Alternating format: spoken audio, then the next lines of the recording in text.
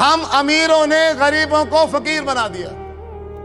اگر یہ شجاباد والے زکوٰۃ پراپر طریقے پر زکوٰۃ نکالنے لگ جائیں، شجاباد میں ایک فقیر بھی نہیں بچے گا، سارے امیر ہو جائیں گے، سارے خوشحال ہو جائیں گے۔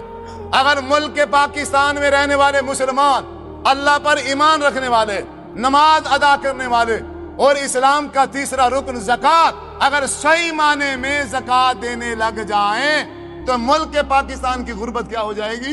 ختم ہو جائے گی۔ یہ پاکستان خوشحال ہو جائے گا۔ غریب نام کا کوئی بندہ اس دنیا میں نہیں رہے گا، بالخصوص پاکستان میں۔ لیکن کیا ہے؟ امیر زکوٰۃ نہیں دیتے۔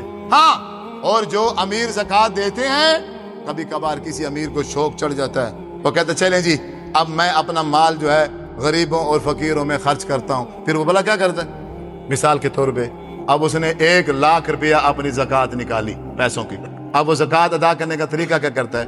اب وہ دیکھتا ہے کہ معاشرے میں راشن پانی کی ضرورت ہے۔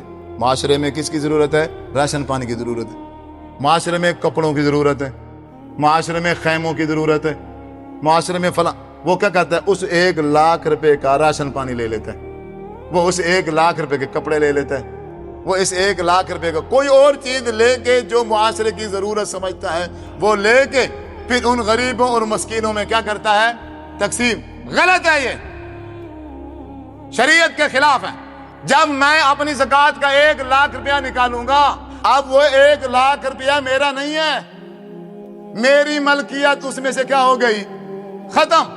اب اس کے مالک کون ہیں؟ انما الصدقات للفقراء والمساکین والعاملین علیہا والمؤلفۃ قلوبہم۔ اس کے مالک 8 ہیں، ان 8 کا ذکر اللہ تعالیٰ نے قرآن مجید میں کر دیا ہے۔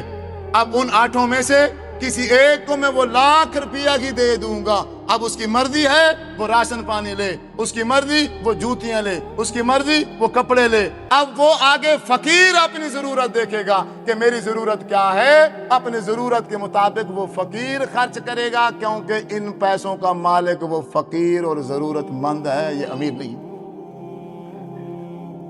پیسے فقیروں کے ہیں، پیسے فقیروں کے ہیں، اور اختیار یہ اپنا استعمال کر رہا ہے۔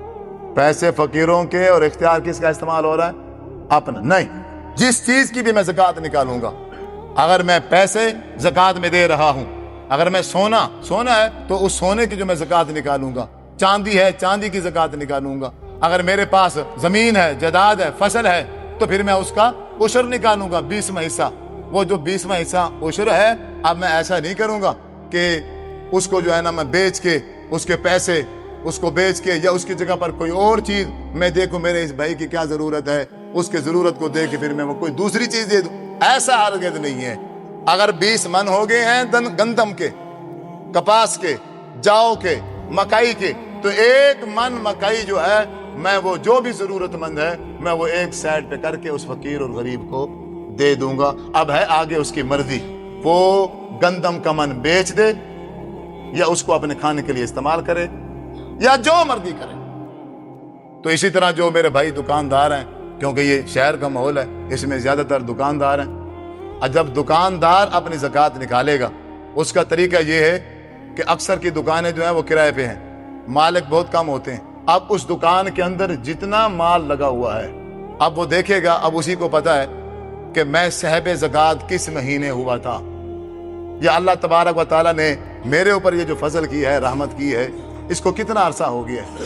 جب 1 سال پورا ہو جائے، بندہ صاحب نصاب کو پہنچ جائے، 1 سال بھی گزر جائے، پھر وہ بندہ پوری دکان کے اندر جتنا سامان پڑا ہے، کپڑے ہیں، جوتی ہیں، برتن ہیں، یا کوئی بھی چیز ہے، اور ہر ایک چیز کا جو ریٹ ہے اسے پتا ہے، وہ بیٹھ کے حساب لگائے گا کہ میری دکان کے اندر اتنے لاکھ کا مال ہے، اور اتنے لاکھ میں نے ادھار دے رکھی ہے، اور اتنے لاکھ لوگوں نے میرے پیسے دینے ہیں، اور اتنے لاکھ میں نے لوگوں کے پیسے دینے ہیں۔ اکثر کیا ہوتا ہے، ادھار پہ کپڑے لے کے آتے ہیں، ادھار پہ سامان لے کے آتے ہیں کہ بیچ کے پھر پیسے دے دیں گے۔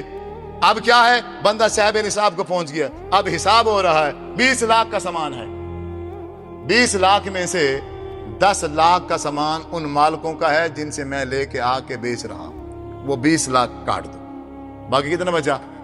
10 لاکھ۔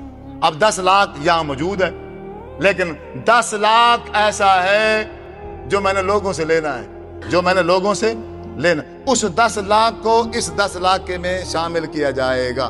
ٹوٹل بن جائیں گے 20 لاکھ. جب یہ 20 لاکھ بن جائے گا, اب مکمل 20 لاکھ کو 40 پہ تقسیم کر دے گا.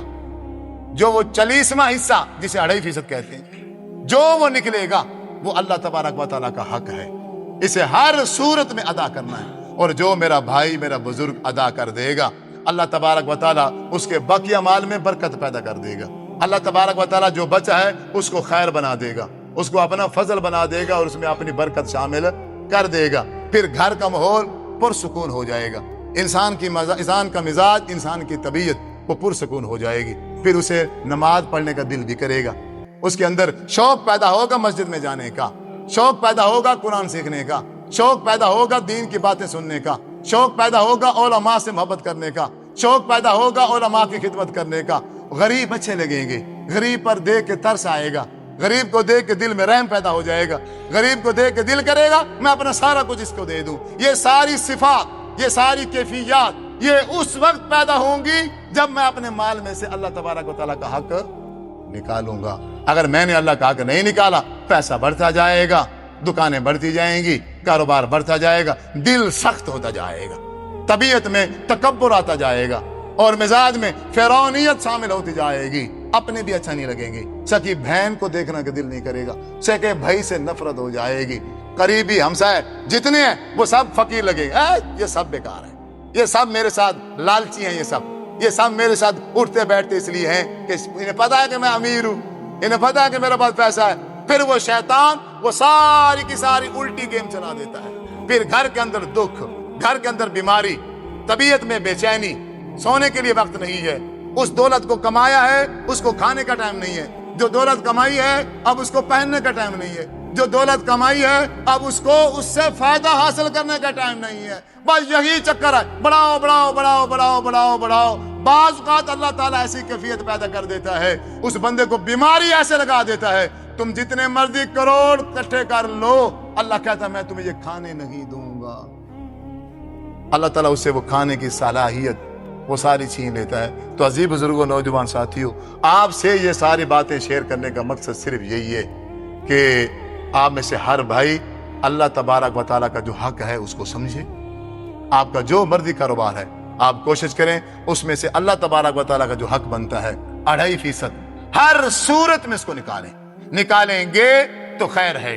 اگر نہیں ہم نکالیں گے تو بل ہوا شر لہم سیطوقون ما بخلوا به یوم القیامہ, پھر وہ توق بنا کے ہمارے گلے میں لٹکا دیا جائے گا.